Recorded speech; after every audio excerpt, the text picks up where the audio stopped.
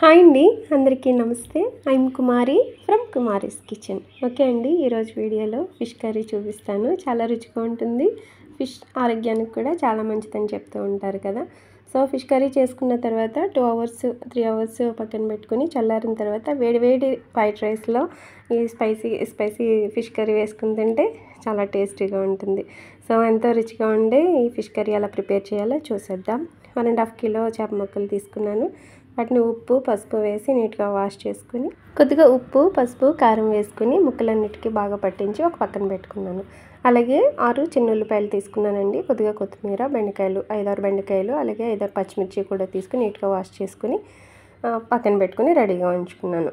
అలాగే 2 పెద్ద నిమ్మకాయ సైజు అంతా చింతపండు తీసుకున్నాను. అది కూడా వాష్ చేసుకుని నానబెట్టుకున్నాను.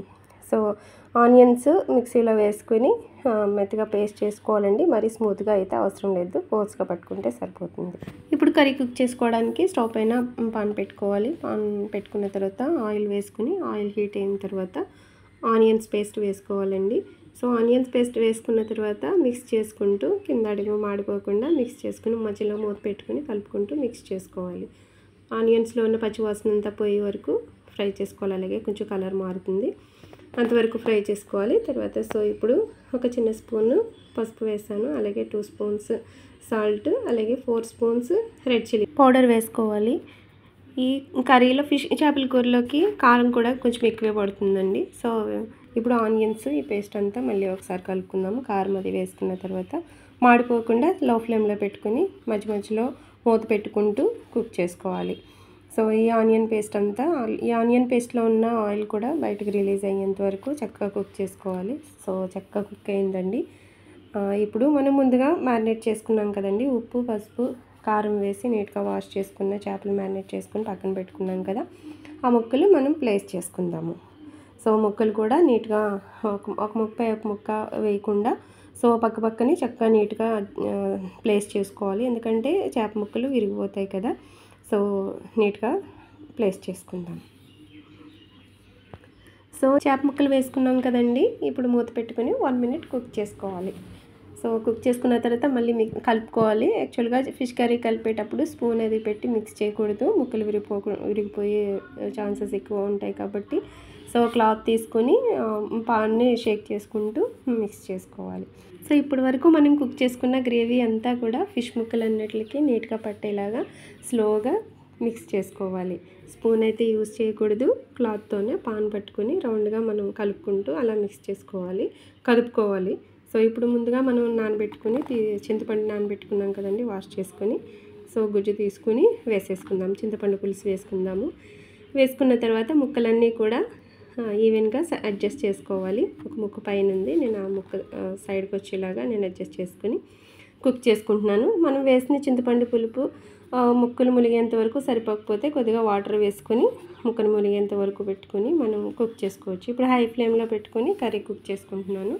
సో అలాగే ఇదే స్టేజ్లో పచ్చిమిర్చి అలాగే బెండకాయలు కూడా మధ్యలో ఘాటు పెట్టుకుని పచ్చిమిర్చి 2గా స్లైస్ చేసుకుని వేసుకున్నాను.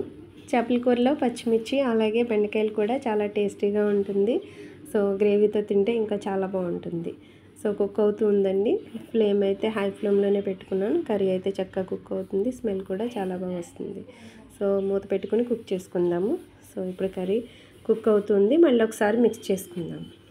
మొత్తం మనం వేసిన సాల్ట్ కారము ఇవన్నీ కూడా ఈవెన్గా కుక్ అయ్యేంత వరకు మధ్య మధ్యలో అలా కలుపుకుంటూ కుక్ చేసుకుందాము. సో ఇప్పుడు కొద్దిగా మసాలా కోసం 2 స్పూన్స్ ధనియాలు తీసుకున్నాను. అలాగే 1.5 స్పూన్ జీలకర్ర తీసుకున్నాను.